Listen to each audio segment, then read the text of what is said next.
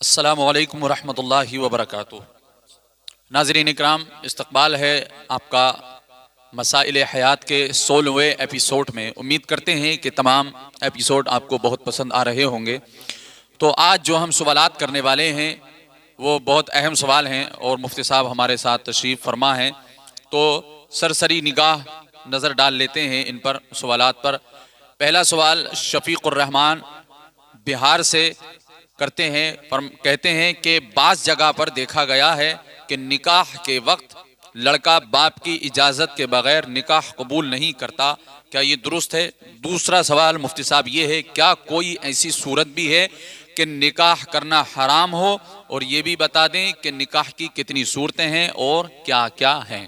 تیسرا اور آخری سوال، ہمارے ہندوستان میں جو نکاح کا طریقہ ہے کہ ایک وکیل بنایا جاتا ہے، پھر وہ اجازت لا کر قاضی یا امام کو نکاح پڑھانے کی اجازت دیتا ہے، تو کیا یہ طریقہ صحیح ہے یا نہیں ہے؟ یہ تین سوال ہیں، بہت اہم سوالات ہیں، اور امید کرتے ہیں کہ آپ آخر تک ان سوالوں کے جواب سنیں گے۔ تو آئیے پہلے سوال کا جواب طلب کرتے ہیں۔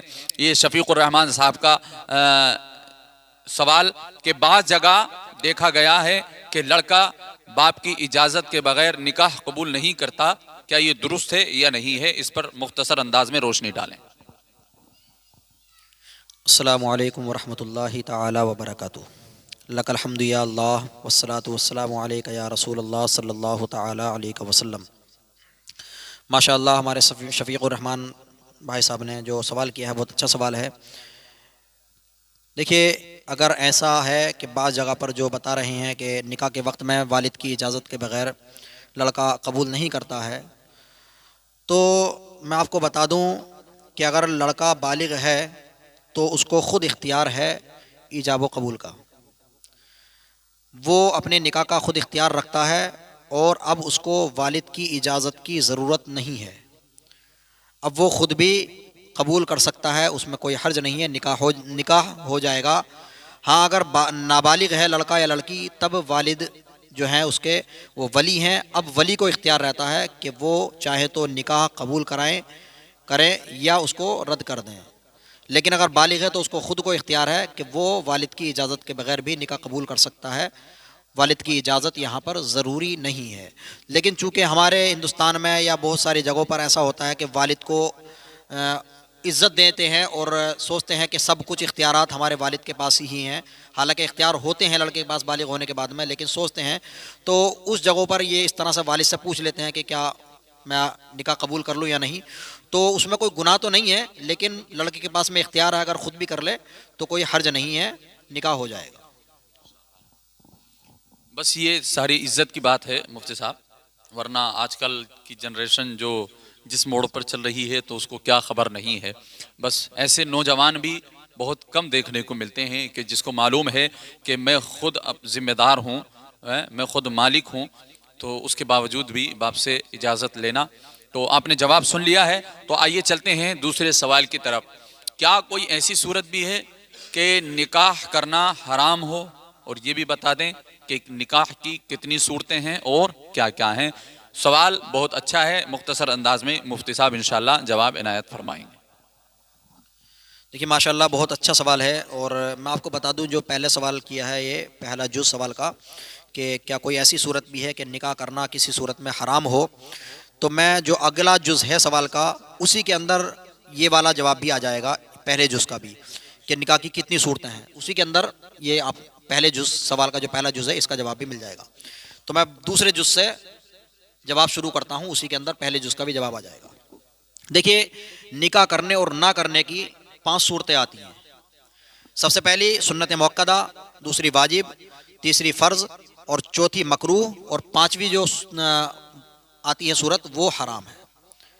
جو سوال کیا ہے کہ حرام بھی ہے کیا، تو یہ 5 صورت آتی ہیں۔ میں ان کی تفصیل سے ایک ایک کر کے بتا دوں کہ سنت موقدہ تب ہے نکاح کرنا کہ جب اعتدال کی حالت میں ہو، یعنی نہ شہوت کا بہت زیادہ غلبہ ہو، نہ عنین یعنی کہ نامرد ہو، اور مہر و نفقے پر قدرت بھی ہو، تو نکاح کرنا یہ سنت موقدہ ہے، ٹھیک ہے نا۔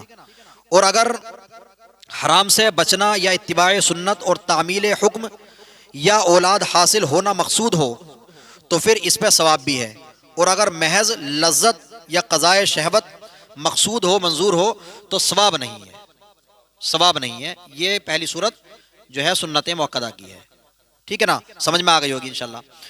اور دوسری جو صورت ہے وہ ہے واجب۔ نکاح کرنا کب واجب ہوتا ہے؟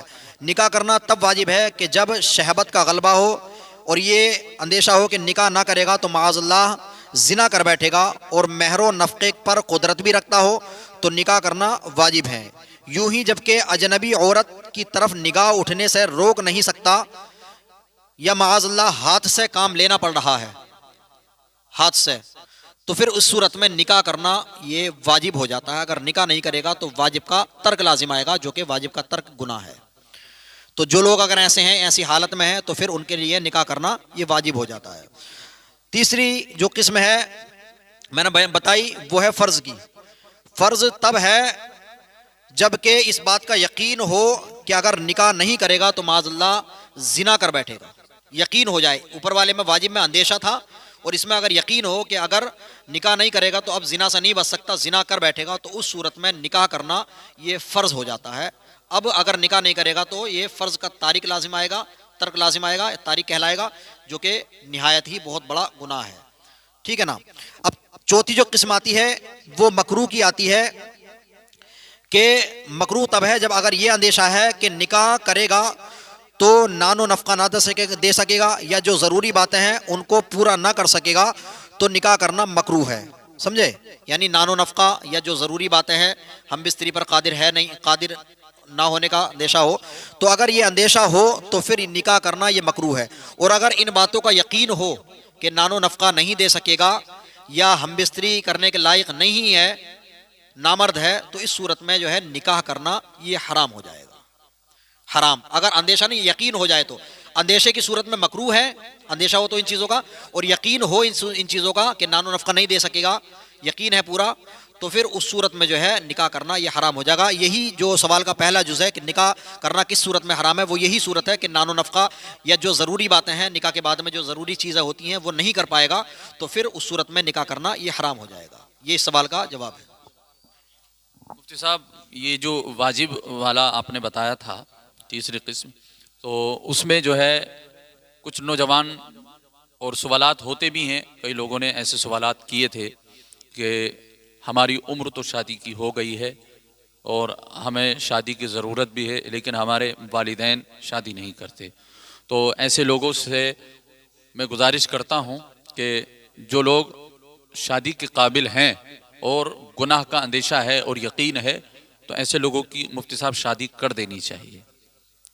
پھر وہ گاؤں کے رواج یا اپنی روایات کو نہ دیکھا جائے کہ ہم کہ نوکری جب تک نہیں لگے گی، اس کی جب تک نوکری لگتی ہے، کبھی کبھی تو مفتی صاحب ایسا دیکھا جاتا ہے کہ نوکری کے چکر میں لڑکا نامرد ہو جاتا ہے، اور ایسی بہت ساری مثالیں جو شہروں میں، گاؤں دیہاتوں میں تو خیر نہیں ملتا دیکھنے کے لیے، لیکن شہروں میں اکثر یہ چیزیں دیکھنے کے لیے مل جاتی ہیں کہ 30 35 40 50 سال تک کا ہو جاتا ہے جب تک شادی نہیں کرتے۔ اب بتائیے 50 سال میں اس کے پاس میں کتنی مردانگی بچے گی؟ اگر اس وقت اس کی شادی ہوگی بھی تو وہ اپنی بیوی سے کیا کر پائے گا 50 سال کی عمر میں؟ تو میں گزارش کرتا ہوں کہ جب گناہ کا اندیشہ ہو تو اپنی اولاد کی شادی کر دینی چاہیے۔